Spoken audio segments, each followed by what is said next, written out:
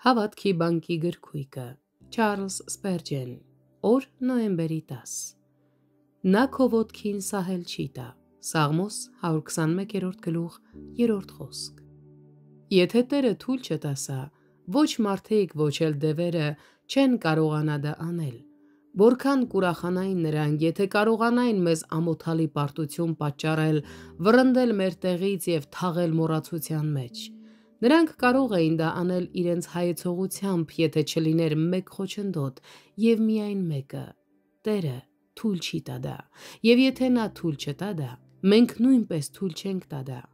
Կյանքի ճանապարհը նման է ալպեր մագլցելուն։ Լեռնային արահետներով քայլելիս մարդը անընդհատ ենթարկվում է սայթաքելու վտանգին։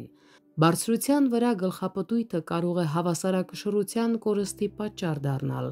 ինչի հետևանքով ոտքերը անմիջապես սայթաքում են։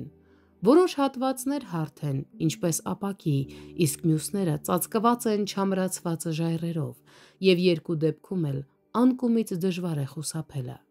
Նա, ով կարողանում է ուղիղ կանգնել և քայլել առանց սայթաքելու իր ողջ կյանքի ընթացքում,